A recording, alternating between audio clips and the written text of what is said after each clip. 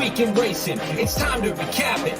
And who better to do it than Michael New Magic? Two bros/pros who cover the highs and lows of racing around the globe on every one of their shows. Real fans look forward to these guys and their last stunts, cause they know they're not talking out of their royal ascot. What they say makes sense. So ladies and gents, sit back and relax as Blinkers Off presents The Magic Mike Show, where you hear the experts speak. The Magic Mike Show. Tune into the show every week. The Magic Mike Show. You can trust the show is the bomb because it's being brought to you by RacingDudes.com. What's up, everybody? It's Magic here for another episode of Magic Mike Show, and it's still technically the Magic Mike Show because joining me while Mike Samich is on vacation is a different Mike, Michael Myers. How you doing today, buddy? I'm doing great. Thank you for having me. This is truly an honor. Of course. Thanks for coming on. Mike Samich is still on vacation with his family. I saw him tweeting today. He was getting a little FOMO because he wanted to fire at the Belmont Pick 6. Didn't see that he actually did it, so hopefully his wife was able to take the phone out of his hands and let him enjoy some more family time. But hey, I'm excited to have you come on. For those of you who don't know, Michael he was new in our fantasy league this year. He joined and was with Team Wise Dan, kept Dan out of last place, I believe. You guys had essential quality, and not a whole lot after that. But I can't speak because our best two horses were not drafted on our fantasy team. So the important thing is, if we didn't win, neither of us got last. So you've got to at least feel good about that for your first year in the fantasy league. Yeah, that's the most important thing, not losing in that league. It's definitely crucial. So, Mike, before we get into it, the folks at home might not know who you are or much about you other than recognizing you when you join us a lot of times in the live chat for the live shows here. You've been with us for a long time. Talk us through just a few minutes about your background, how you got into horse racing, and maybe a couple of like really big bets that you hit that you're really proud of. I can think of one for sure that happened about 6 and 7 months ago. Yeah, so I became a fan in 2015, which is obviously a great year to become a fan in because I thought like this is a regular occurrence, seeing a monster like that. Who is now my father-in-law has always been a huge horse racing fan. So when my wife and I started dating, we spend our Father's Days at Arlington. So I've just become a fan since then. And what you're alluding to, my friend Rob and I, we hit the late pick 4 at Breeders' Cup this past year. That was extremely exciting. We hit all in that turf and got an absolute monster and singled Monomoy Girl, and were able to keep a pretty cheap ticket and cash pretty nicely. Yeah, Mike and I were pretty proud of you. We had covered that sequence on Magic Mike Show, and we knew that you and Rob, both longtime followers and fans and friends of ours, if we couldn't hit it, we were at least happy that you guys did, because you looked at that Breeders' Cup Turf Mile and went, shit, this is an all button, and you hit the all button and you were rewarded with it. What is your handicapping style? Do you like to play jockey percentages, trainer percentages? What do you look for when you're handicapping? Like, what's the first thing you really look at? Yeah, I like looking at jockey trainer percentages. Neither one is, a lot of times those two go hand in hand. Assman and Ricardo Santana are probably a perfect example of that. Their training and jockey percentages are right line in line. So if one isn't on the other, I have the tendency to toss one. Obviously comes back to bite you sometimes, but well, we'll have times for that too in this. There's at least one race I know where Ricardo's not riding for Steve Asmussen. So it'll be interesting. But hey, you know how this show works. You've been around for maybe not all of the 280 episodes that we've done so far, but enough to know that I'm going to ask you, what's the best thing you saw this week, buddy? Well, I was hoping. My wife and I were going to watch Loki last night. We did not get to. So please nobody spoil it. So I'm going to go with, do we need to play the rest of the NBA playoffs? Because Kevin Durant and the Nets look absolutely unstoppable. It's absurd. I haven't been watching. Tell me about the Nets. So, I guess, good news for Slim, since he lost the league. At least his basketball team is good. They are dismantling everybody. They lost the one game against the Celtics where, Tatum snapped off for 50 points, but they're making Giannis and the Bucks look awful. I'm shocked that they're slight underdogs tonight for tonight's game. So they don't even have Harden playing, and they've absolutely they don't even need him right now. It's kind of stupid. I don't. It's unfair, really. So so they've won the first 2 games, and they're going to Milwaukee, and they're going to be they're the underdogs here. I think I've got time here to maybe place a little bet here. Dan in the chat says Blake Griffin went on betamethasone and found the fountain of youth. Hey man, I adopted the LA Clippers as my second team when I moved out here, so I've been a big fan of Blake Griffin and Chris Paul since they first teamed up, and then Blake went to Detroit for a while. So if Blake can do something, I mean, I always liked the guy. I never thought he was the next LeBron or anything like that, but I always liked him as a player. So if something good can happen to Blake Griffin, I'm not going to question it. I'm just going to celebrate it. Yeah, I think he was smart. I think he was playing like crap in Detroit on purpose to get himself out of there and get himself into the buyout market. I mean, I don't blame him. Have you seen the Pistons nope. Since the Bad Boys era? It hasn't been too great. No. For me, the best thing that I saw, I'm going to cheat. It's actually going to be something that's going to happen officially next week. But the American horses have arrived at England. Royal Ascot is next week. I believe it starts next Tuesday. So I love the Royal Ascot because being on the West Coast out here, I wake up early. Now that I got the kid, I'm always up really early anyways. Just wake up, watch some really amazing horse racing, like some of the best horses in the world competing every morning for me, and then I just go about the day. So it's almost like bonus action with horse racing. But I'm super excited. The one I'm most excited about is the Big Turf Sprint Diamond Jubilee. You've got a horse named Batash who last year Farnham was able to break through. He kept trying to win it and wasn't able to do it. He's going up against Extravagant Kid, who, if you remember, went to Dubai for the Americans, won the Alquaz Sprint. So we could hopefully see Extravagant Kid go off and do something really great at Ascot. But have you been much of an Ascot player in the past? Yeah, I've always watched it. Last year, I probably played it more than what I probably should have since I was unemployed with the rest of the country. But yes, I did get into it much more last year, and I've always watched it. But until last year, I've never really bet on it. Yeah, Mike loves to bet on it.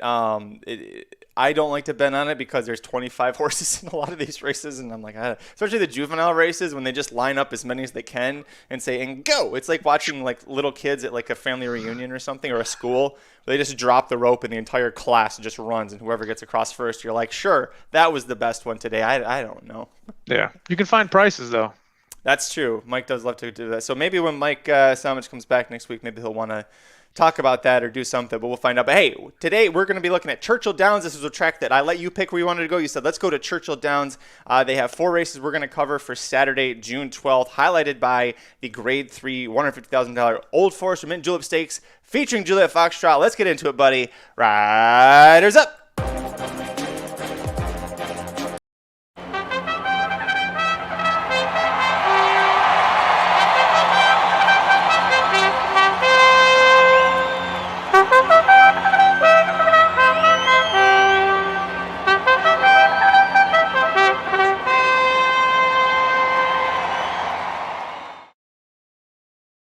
Gonna have to edit that one out when we get to the podcast version. Let's take a look first at race 8 at Churchill Downs on Saturday, June 12th. You got a field of 10 3-year-old fillies, which have never won a race other than maiden claiming starter or state bred, or which have never won 2 races, or claiming price of $75,000. Are going 7 furlongs on the main track. Your favorite is the number 10, Joyful Cadence. Not a big fan of this horse, Mike, especially not at 5-2 in this field. I used her defensively, and I know you use her as well, so I'm curious to hear where she fits in yours, but where'd you go on top? Everybody say it with me. Bet Mitch, get rich. One Up top, the 4, codename Kate. I would be really surprised if we get 10-1. Probably will come down in that 5 to 6 range, but I think that's still good value. Great first out, ran a great speed fig, then stretched out, carried speed for a while, but clearly doesn't want 2 turns, at least at this point in her career. So 7 furlongs should smack her right on the nose. I agree with you on that 10. I did not really like her hang job in that last race. Yeah, let me pull up my PPs here. It was the Miss Preakness Stakes. Her last 2 have actually, the Purple Martin at Oaklawn, the race before that, I thought the same thing, that she should have had it. At that Pimlico race, though, the Miss Preakness, she had the lead. And then she just lost it, and that was going 6 furlongs. And the horse that beat her for second, Euphoric, is going to show up in another horse's PPs that I'm using this race. But at 5-2, you hate to take that short of a price. I did say 10 fillies, even though you see that there are up to 12 posts. Both the 12 Altered Shot, who's 4-1. And the 3 Copelia, who's 15-1, they're going to scratch. They actually race today, Thursday. And so I'm with you. I think that the Codename Kate 10-1 we're not going to get because a lot of the money that they're expecting to go on the 12 is probably going to end up falling off there. I love the 4 as well. This was my top pick. We were both pretty big on her. Aside from Mitch Merle, you got the distance cut back. She was tried 2 turns, and she was the 8-5 favorite that day. Presses the speed and then fades away off. It looked like even though she's by on her code, she probably needs to cut back. And I think the 7 furlongs, you nailed it. This is going to be good for her. She's also a half to a horse named Kid Kate, who is a 5-time Dirt Sprint Stakes champion. So plenty of pedigree on both sides here. Merle and Chris Hartman are 39% at Churchill Downs. They're 30% overall. She also had that 59-2 bullet on June 4th at Churchill Downs. So I think she's primed and ready to go here. The 11 is, it's not going to be great here. I'm sorry, the 10, Joyful Cadence. The distance questions, the hanging job, we talked about that. I did tip my hand because the next horse for me is the 11, Malloy. 12-1. If you've listened to Magic Mike show, you're probably wondering what happened because Mike Samich isn't here, and suddenly Magic, 3 of his 4 plays in this race are double digits, and he's only begrudgingly using the chalk. I really like this for the same reason that we both like the 4 with the distance cut back.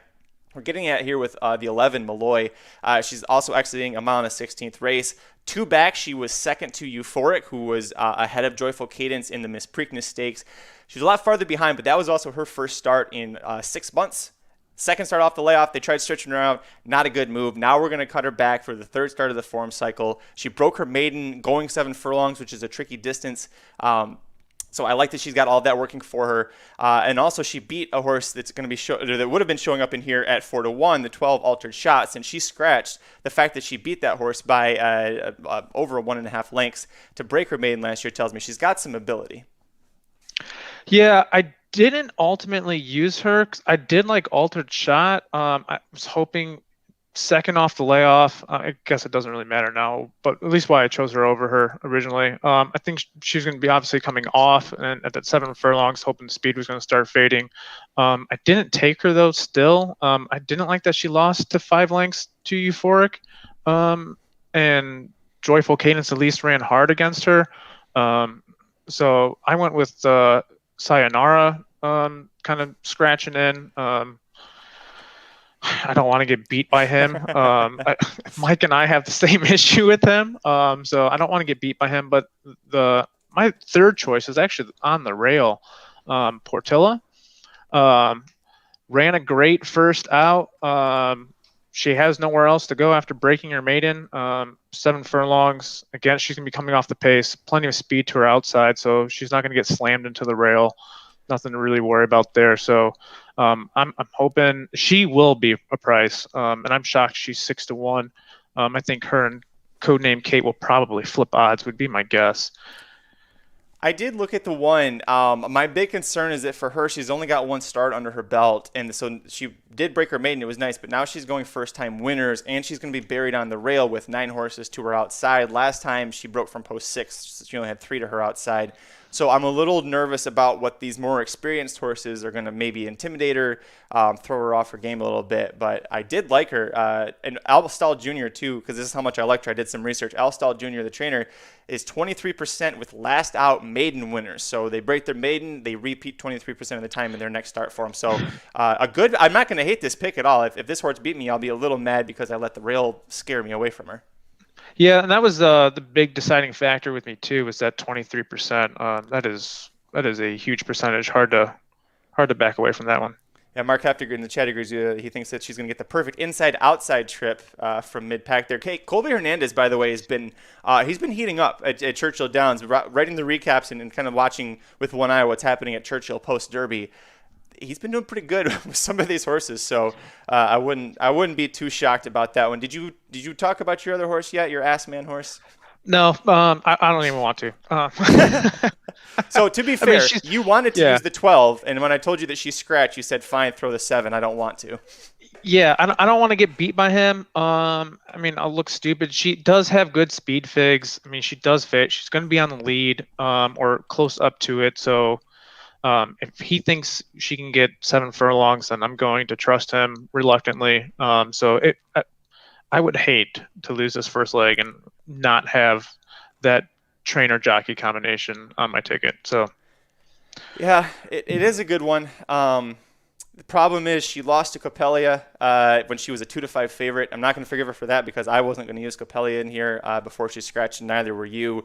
And she won her next start, but then she didn't come. It didn't come back with a good speed fig at all. So I'm a little worried about that. I'm also worried that with her running style, she's never gone beyond 6 furlongs. I'm afraid that she's going to kind of speed and quit. She has the 104 early pace figure, so she should be up there pushing the pace, if not outright setting it. I'm just worried that 6 furlongs is her limit, and 7 furlongs, again, it's a tricky distance. But you're right. It's Asmussen Santana. It's kind of like passing on Cox and Giroux together. If you do it, you better. Ooh, you're gonna be sweating that one out for a minute. So I don't blame you for taking it. yeah, I think you may have just talked me off. We'll see. Mark says if the 7 didn't have this connection, she'd be 20-1. Hey, I'm not gonna. That is good point. Well, while you think about your decision on this one, I'll tell you my last one real quick. The 9, Lady Frosted. Yep, that's right. 3 out of the 4 picks for me are double digits. She's 10-1 on the morning line. Since she cut back to 7 furlongs at Keeneland, dropped down to the maiden 50 level for trainer Tommy Drury Jr. Did a really nice effort there. Wins by 3.5 with Brian Hernandez Jr. in the saddle. Comes back and beats first level starter allowance 50K. Wins by a neck. She had to really fight for that one. She got the easy maiden break. That starter allowance, man, when she faced winner, she really had to fight. So now she's going to keep facing horses that have only won once, and she fits in here because she broke her tag, or she was in for that starter allowance last time out. So she's proven at the distance. She won at Churchill. That was a 6 furlong race here last out. And then you talk about how you like jockey trainer combos. How do you not like Tommy Drury Jr. and Brian Hernandez Jr.? 33% at Churchill Downs from 24 mounts, 29% overall with really nice ROIs. I think if I can get anything close to 10-1 on this horse, even if she doesn't win, that is such value to me the way she's been running. Yeah, I'm gonna have to. Maybe I might just switch out that 7 and add that 9. I did look at her. Again, even just breeding wise, 7 furlongs will not be an issue at all. So. All right. Well, if you want, I can make it official. Remind me when we get to the end of the show if you decide you want to do it. I want to say before we move on to the next race, keep in mind or remember that rail horse that Michael used, Portilla. She is going to show up in a horse that we're both using in a later race. So we'll get to that in just a minute.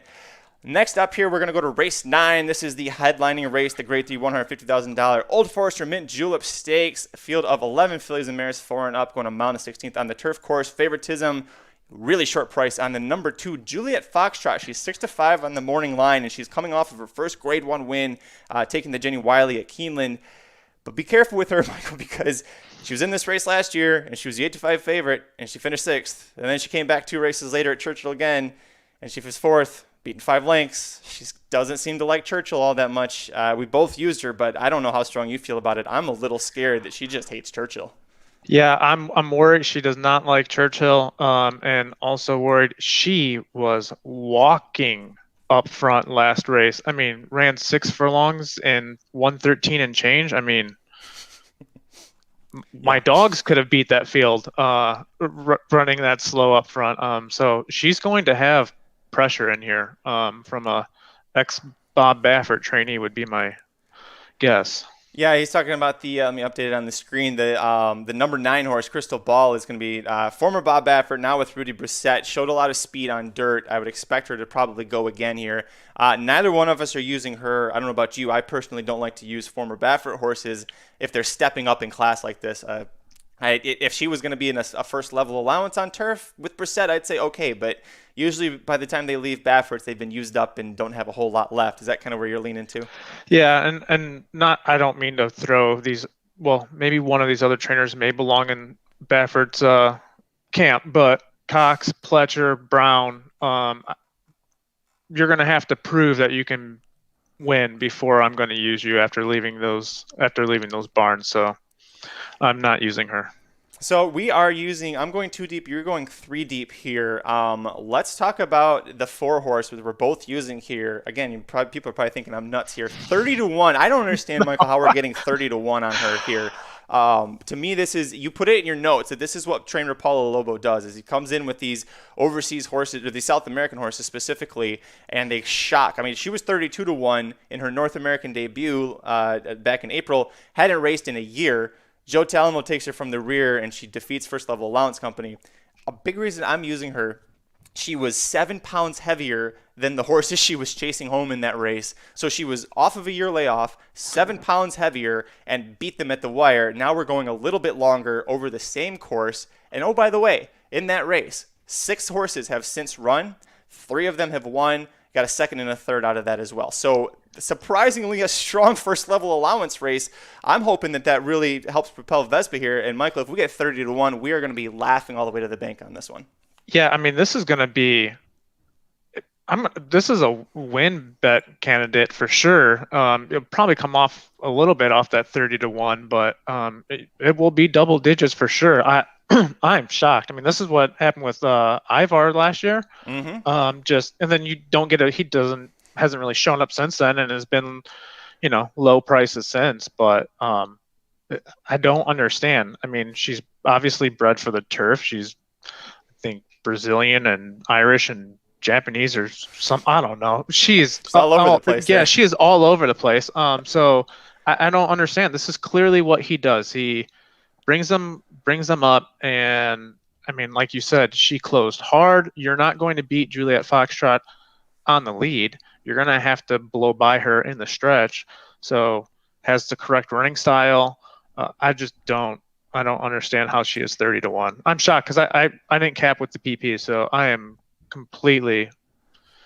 No, I don't think it was the wedding last time. Yeah, so Mark in the chat says it questions if there's a possible bounce here. I don't, because she only, and this is why I think a big reason why she's 30-1 here is she got an 81 buyer, and Aaron Halterman likes to say the most overbet thing in horse racing are buyer speed figures. So the fact that she is bringing only an 81 into this when Juliet Foxtrot is knocking off 90s and losing by 5 lengths in these races.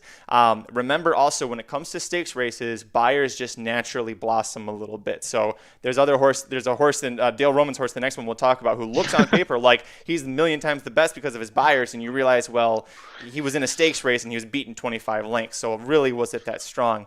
And also, if it was the wedding last time, the funeral would mean that we're getting 5-1, 6-1. If the tote flashes and she's all of a sudden single digits, then I'm going to agree with Mark. Like, before the race goes off, I'm going to go, damn it, that was it. We missed our price opportunity on her here. So we'll move on. The other horse that I considered, there are 2 more. One of them you used, so I'll let you talk about the 3, Hendy Woods, and why she's on your ticket. Yeah, I like Cassie, and not a big Cassie fan, but him and Drew are great together. Also, if she's lost to some pretty good horses, she lost the Sharing last year by I think 2-ish lengths. If she can run that race, I think she's capable of coming off the pace. She won't be super far back, 4 or 5 off, so should probably be first run for that closing back. So I think she's going to be very dangerous. I think obviously Juliet Foxtrot's probably going to be bet down 3-5, 4-5, something like that. So that 6-1 should hold on Hendy Woods. And again, if she can run that race she ran against Sharing last year, I think she can win this race. She is interesting to me because she doesn't seem to have that pop to that made me press go on her on using her in this ticket. But you bring up a great point about her back class. So she's lost to Harvey's Little Goyle twice. That horse, since she came on turf, which the first time she did, I think, was the Regret when she beat her the first time. That horse is very strong on turf. We saw what she did last year. And then Sharing, you mentioned, and that's it. She's lost 3 times, and twice it was to Harvey's Little Goyle, once to Sharing. So if you're going to lose to horses, I mean, those are some pretty damn good ones to do. Are you concerned at all that Brad Cox is using Tyler Gaffleone and not Florent Giroux, and Giroux ends up on this horse because Gaffleone is choosing Juliet Foxtrot? No, I think Tyler rode her last time, correct? Yeah, Tyler rode both of them last time. Yeah, I think so. I think because Tyler was getting first choice on this, and him and Brad Cox are great together. I think Flo was kind of, I don't want to say looking for a mount, but I mean, she's a good mount. So, but him and Cassie and Drew together have a good training percentage, especially over the last 60 days. So it's not like I'm getting two schmucks. No, yeah, exactly. Yeah, we both, everybody at the team racing too, so that's front true. The other horse I wanted to talk about that I strongly considered is Nick Feldman's top choice, and that always scares me if I was considering a horse, didn't do it, and Nick's like, that's my top pick. I'm like, God, this is the horse that's going to beat me. That's the 6 Dominga. This is a daughter of Ghost Zapper out of a Diner Former mare, which I know is an angle you also like, stretching, or cutting back a little bit. She stretched out in the 1.5 Bewitched Stakes last time. Way too far for her. A race before that in her 4-year-old debut, first off of a very long layoff. She was 1.16 in the Benson Memorial and almost won. She missed by a neck. The horse that beat her in the Bewitched is Warlike Goddess. She is probably the best long-distance American turf runner that we have right now.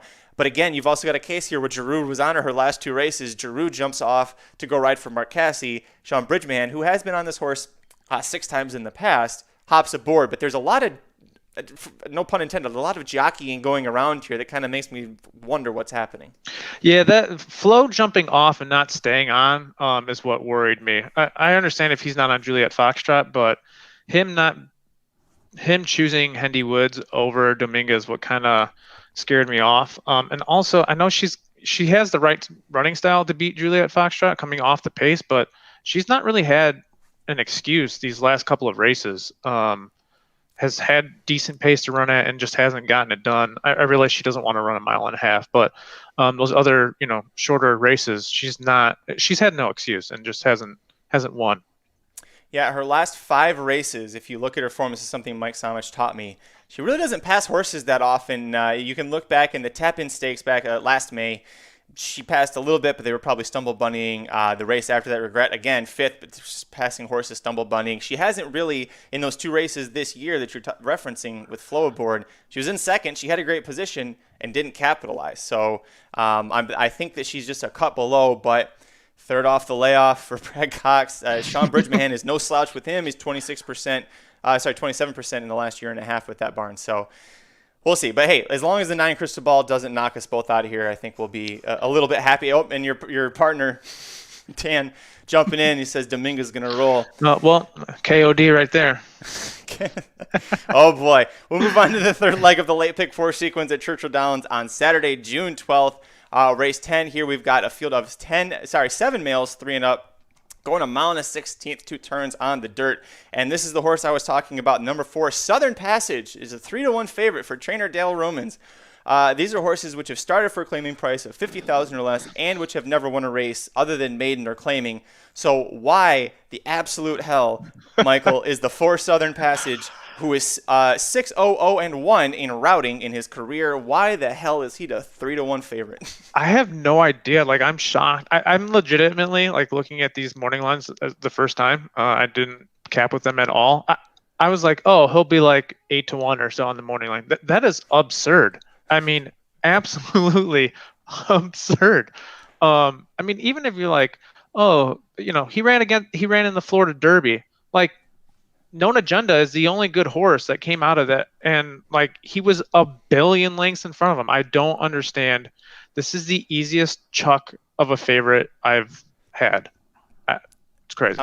I'm with you. Yeah, it doesn't make sense. The other prices, there's the 3-winner pool, who's 7-2, second choice. He's an interesting one for Chad Brown because Chad Brown in a starter allowance at Churchill Downs. None of that really seems to make sense. And then you've got the Rail Horse Warrior Chief at 4-1, the 6 Handy at 4-1.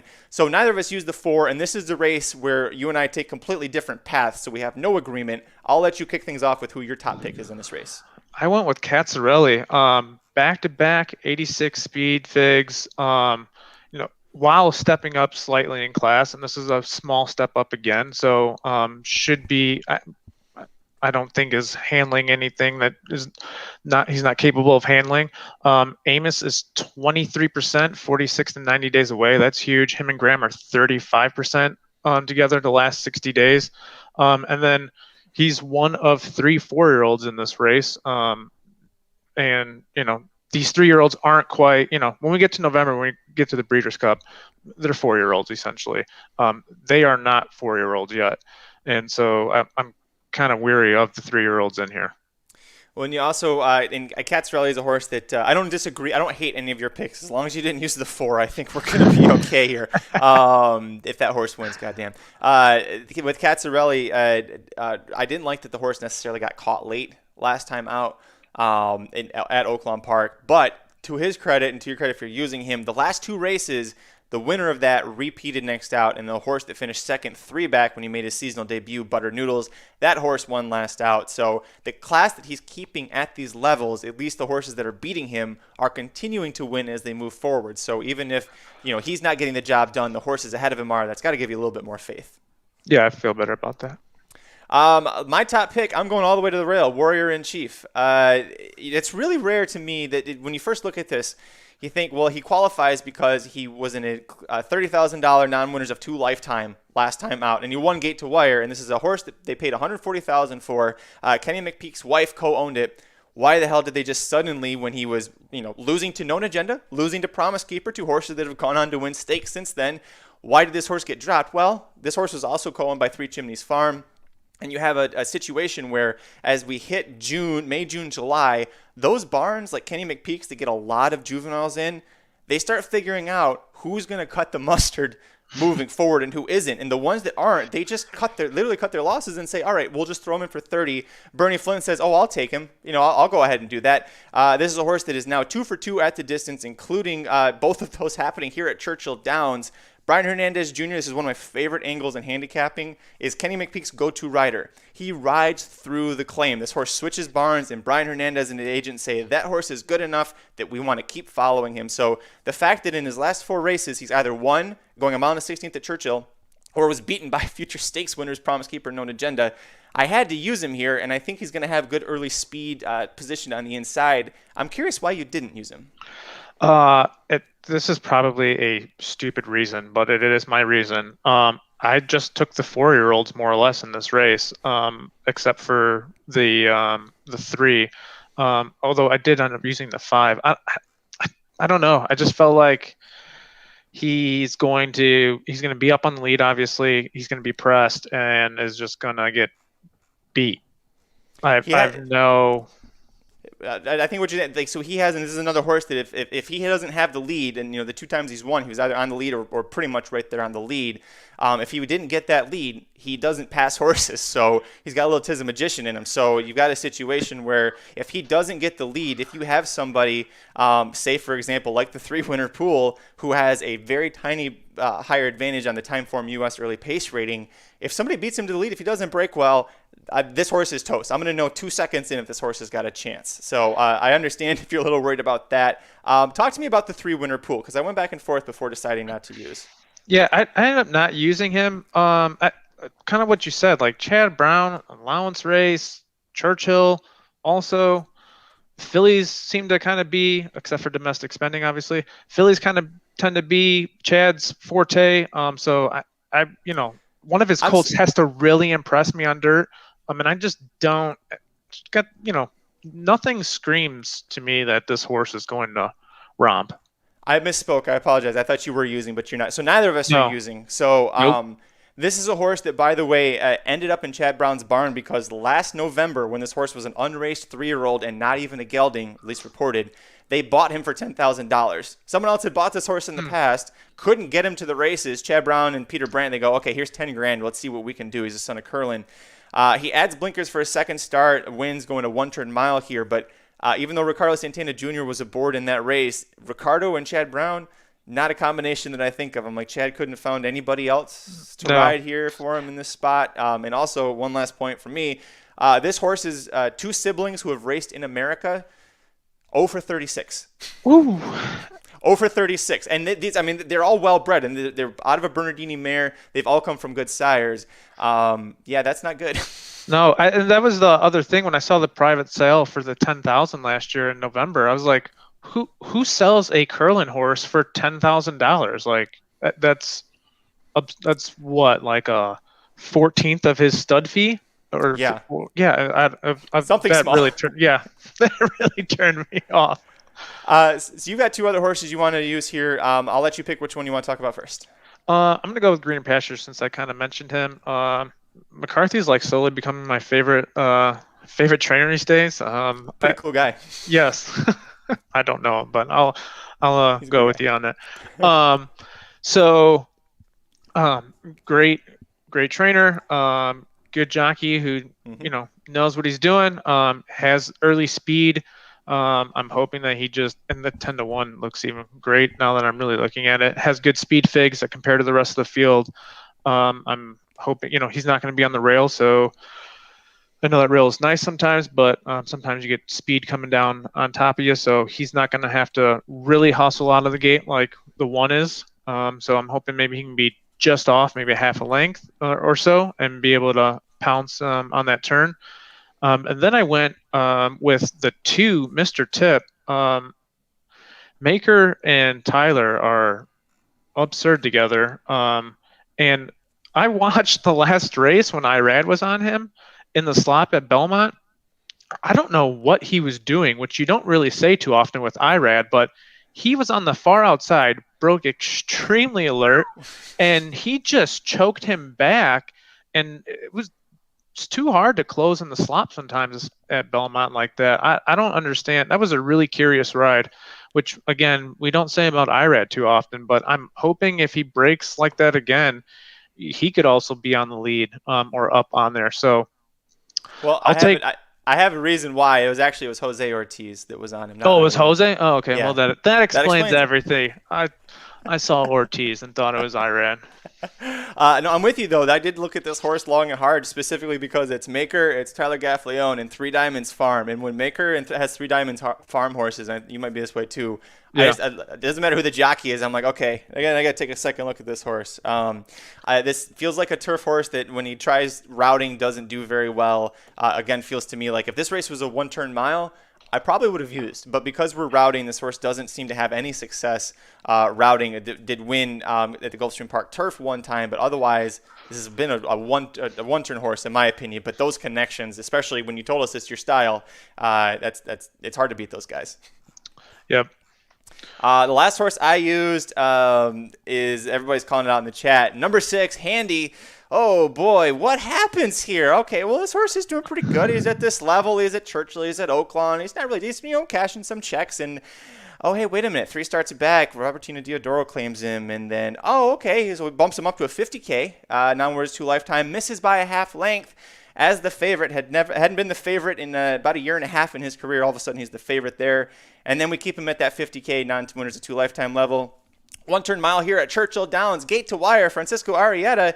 Boy, Mark F says it. You got that Diodoro stuff, man, in there. It's hard to beat that one. And not just that, but if you watch that race that he won last time out at Churchill, in the trip notes it says repelled bid at the 8th pole. It reminded me a whole hell of a lot of the Hollywood Gold Cup when Country Grammar got passed by Royal Ship, and he just went off I go. Just suddenly got a new gear, a new breath of air, whatever it was. That horse just really took off. So I am not going to let Diodoro beat me. He and Arrieta are 31% around the country together. And oh, by the way, June 5th, 46-3 Bullet, best of 115 horses going 4 furlongs at Churchill that day. So that was his lone work. That's the lone recorded work since Diodoro has claimed him. So do you think that third time with Diodoro that Buyer speed figure is going to take another massive jump? I do. I just couldn't. He's going to be the favorite. But obviously there's no way in the world Southern Passage is going to be the favorite. He's going to be the favorite, and I don't like that he put him right back into a claim. Obviously I don't think anybody was going to claim him for 50,000, but he usually puts them right into allowance company when they're monsters. He's going to be a short price, and maybe he beats me and may just be stubborn with Diodoro over here. But the other thing that did concern me a little bit, I know Arrieta has ridden him in the past, but David Cohen is there, correct? He is. He's not earlier on the card, and I did think about that. I think the only reason Arrieta still got it is because he was on him last time. That's my only guess, because Cohen, where you're going with this, is Diodoro's top call rider normally. Right. So that worried me. I mean, again, I know Arrieta's ridden him and won on him. I just prefer Cohen over him. So maybe I'm not changing my mind on that. I'm not. He's going to be 5-2, 2-1, and I'm not swallowing that on on him out of principle, I guess. I guess I'm hoping there's still just a bunch of, because this is going to be Downs After Dark, where they have super low beer specials, and nobody loves beer specials more than Dale Romans. I've heard and seen recent evidence of this. Maybe it's just a bunch of old drunk, good old boys going to be betting on their buddy Dale Romans there. Mark, Mark Heff. This is what you had me all excited, because you're all everything that I've been like. Mark Heff has been saying the same thing. Like, that's great, and then he says, my concern is that they're going to run each other into the ground, and the one cannot sit off the flank. So great, I thought I was doing great here, and then you just go ahead and. You do that to me. Thanks a lot. Appreciate it. Michael, let's move on to the fourth and final leg of the late pick four sequence at Churchill Downs on Saturday, June 12th. Went a little bit too far there. Race 11 here. We have a field of 9 fillies and mares, 3 and up, entered to go a one-turn mile. On the dirt. These are maidens. However, only 8 of them are expected to run. If you notice, both the 1 and 1A, the coupled entry for Charlie Fipke, they're both Dallas Stewart trainees. They both have Colby Hernandez named to ride. Usually if you see that in the PPs when the same jockey's on both, it means they're just going to sit there the morning of and go, which one is more likely to win today and ready to run. Favoritism is on the number 3, Smith's Point at 5-2. Also have 3-1 on both the 2, Kizzy B, and 4, Bold Tactics. Michael, where are you going on top? I went with Smith's Point on top. I walked out of the gate, stared at everybody before she started running, closed extremely hard on 6 furlongs. Second time out, Brown is great at stretching out second time. Him and Tyler are obviously great together. And as I alluded to earlier, fillies tend to be Chad Brown's thing. So I think she is going to be very tough to beat in this one.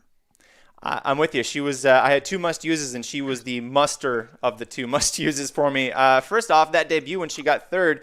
Remember what I said in race 8, pay attention to Portilla. That's who won this race. So she finished within a closing less than 3 lengths behind Portilla in a race where clearly Smith's Point needed longer. She's by Bernardini, so distance should be no problem for her. It should be what she wants. So you, especially because you used Portilla in that first leg, you had to use her here.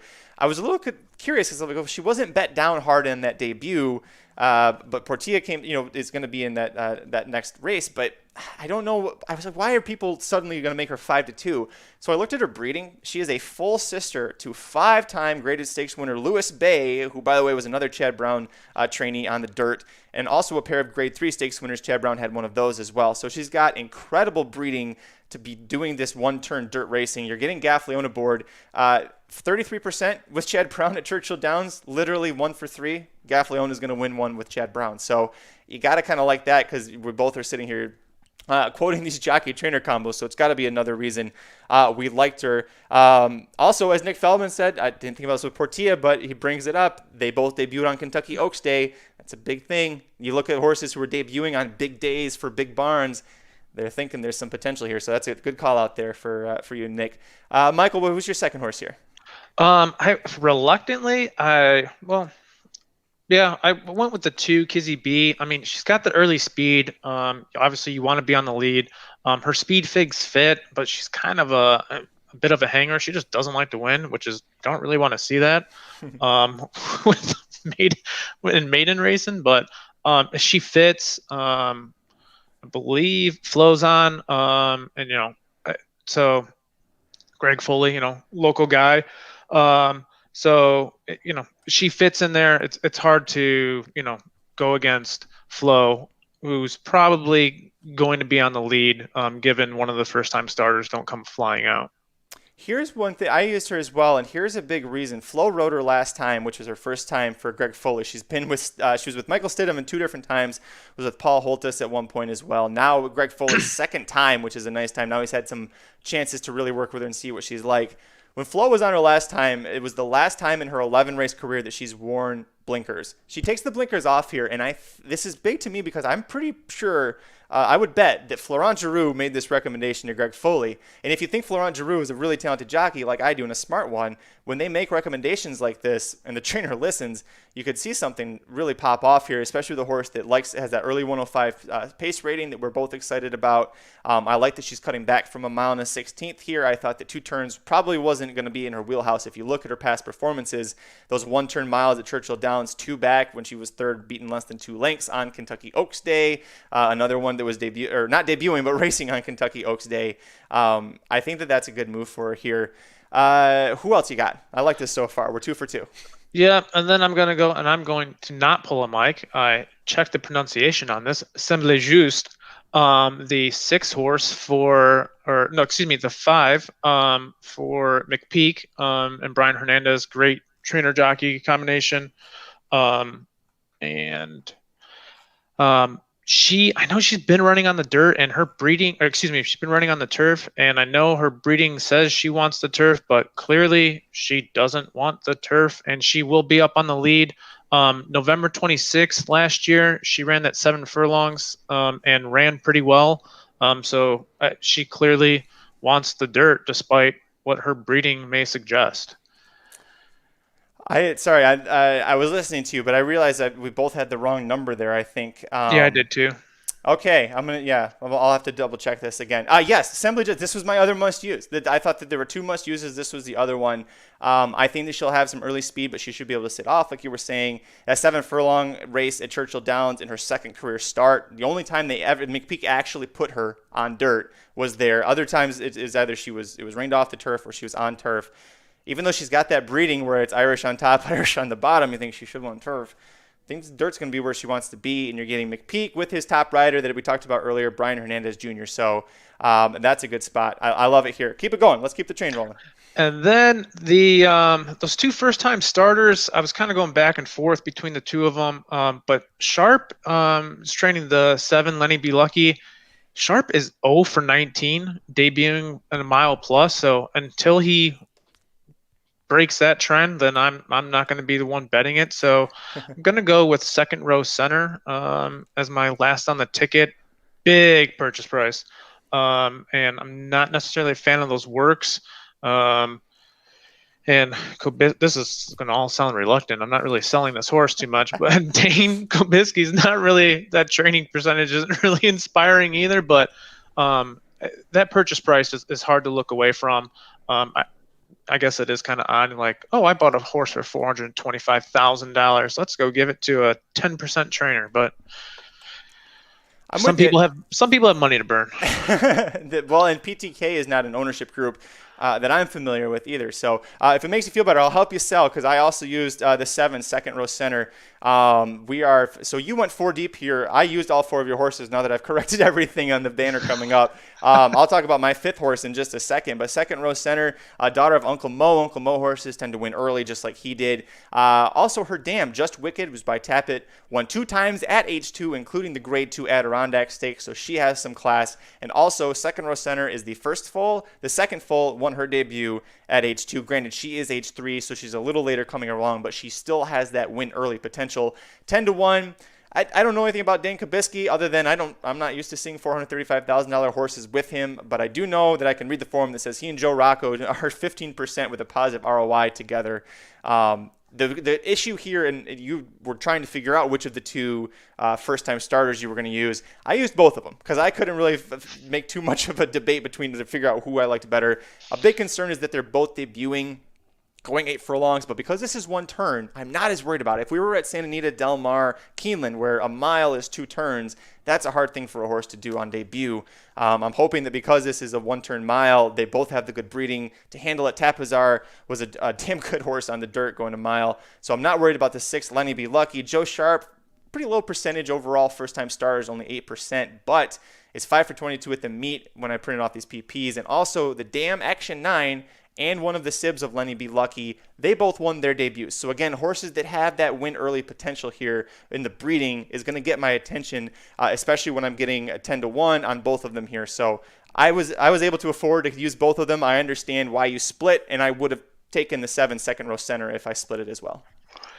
Yeah, if I'm end up going skinnier somewhere else on the day of, or if somebody scratches out, then definitely the 6 is definitely going onto my ticket. But as of right now, I'll stick with my 4.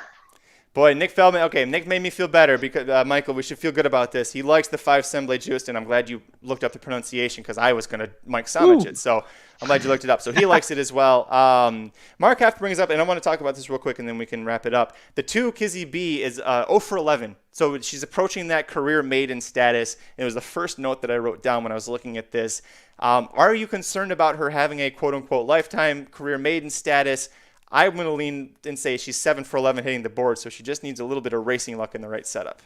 Yeah, I think she just needs just a little bit of luck. Also, I know I'm not sure how much it really matters to the horse, but she's bouncing around barns left and right. I'm sure that different training regimens isn't necessarily helping. And Flo's staying on. If Flo didn't think she was good, then he would have jumped off and just after the last race, just packed his bags and headed home, and not stayed around for this maiden. So, if Flo's staying on, it's probably this will be my last one. If not, then see ya. Yeah, exactly. This is it. Blinkers are coming off. Flow staying on. This has got to be at least if you don't come within like a head or something of winning, we're giving up on you. I can hear Mike Samich saying that if you use the 2, you have to use the 4 bold tactics, and that's why he's not going to use Kizzy B. Neither of us use the 4. I'm going to say that the 4 bold tactics needs probably about 2 miles to run because she loves to just sit way at the back of the field and make one big run. So cutting back to a 1-turn mile, she almost won at Oakland Park, but that wasn't a 1-turn mile. It was a 2-turner there. So I don't think that this is the right setup for her. I think she needs a lot longer and a lot more pace to chase. Is that why you didn't use the 4 as well? Yeah, the pace is kind of unknown in this, especially with the first-time starters. So she's going to be way too far back for my liking. Also, I'm not a fan of that Frenchman, especially when especially when he is coming off the pace. Up front, he is much better, and so I'm not swallowing that 3-1. All right, that's going to do it for this episode of the Magic Michael Show. Thank you so much for joining us live or on the replay. If you can do me a quick favor, hit the like, the thumbs up, whatever you can do. It helps with the algorithm to get this video into more people's eyes, and we can keep doing more programs. If you are watching, look down below. I've got our banners here, and Michael, I believe they're updated. But before I actually say it, did you want to make the change in race 8? You were considering dropping the 7 Sayonara for the 9 Lady Frosted. Do you want to make that official? Yeah, let's make that official. Let's make it official. All right. So if you're listening, the 7 is going to win race 8 because that's what happens if you have my kind of luck, Michael, and I hope you don't. That's usually what happens. You take the winner off. So here we go. Updated at the bottom. I will go ahead and read mine off first. I'm starting off going 4, 9, 10, 11 with 2, 4, with 1, 6, with 2, 3, 5, 6, 7. That is a $40 ticket. Michael, I'll refresh it here so you can read yours off. Go ahead. I'm going 1, 4, 9, 10 with 2, 3, 4, with 2, 5, 7, with 2, 3, 5, 7. That is a $72 ticket. Michael, digging deep into those pockets, but as you heard at the beginning of the show, he's got a lot of money to still burn from hitting that nice pick 4 at Keeneland on Breeders' Cup Saturday. So if you want to play a little more expensive ticket, that's the way to go. As you could tell, other than that third leg, Michael and I are pretty much in sync on this one. If you want even more in-depth coverage on the Old Forester Mint Julep Stakes, Dr. Miranda previewed it this morning. It's available on the Racing Dudes YouTube page. Also, you can go to racenews.com. The race preview for the Mint Julep has the video embedded in that, so you can check that out. She was in the chat earlier, and she yelled at us because we didn't use a horse that she loves, the number 11. She's on the warpath, so if you want full in-depth coverage, going through every single horse and their chances to win or not win that race, make sure you go check that out. Blinkers Off was already done earlier today. We kind of swapped around a little bit to make sure we could have Michael on the show, and you can check them out. I know they talked a little bit more about the Belmont Stakes, things they're looking forward to in the summer. So make sure you go check those guys out as well. I want to thank you, Michael, for joining us. Let the folks know at home where to follow you on Twitter for all of your insight. You throw out some good tips and insight tickets as well for horse racing. It is Michael H. Myers 87. However, you don't have to necessarily follow me because I will not follow you back. Just putting that out there ahead of time. You're like Eminem. Listen, the Eminem follows nobody. That's his way to go about it. Thanks so much, everybody, for joining me. I'm at Curtis Kellaward. The corporate overlords are at racing_dudes. Make sure you go to racenews.com. We'll have the full previews and recaps for all the stakes action this weekend. Mike Samich, I believe, will be back on Monday. We'll see what we end up talking about. Mark Happ. Oh, that's right. I don't know if you saw this. The Derby winner, the future Derby winner, Mandaloon, runs on Sunday in the Pegasus Stakes. It is the That's the logic. This is Aaron said this. That's the logical next step. You win the Kentucky Derby, you go to the TVG.com Pegasus Stakes at Monmouth for your next start, right? Yeah. That's what you do. So good luck if you're trying to play that one on Sunday. We'll be back on Monday. Until then, I'm Magic. He's been Michael Myers. We'll see you next week. The Magic Mike Show, where you hear the experts speak. The Magic Mike Show. Tune into the show every week. The Magic Mike Show. You can trust the show is the bomb because it's being brought to you by RacingDudes.com.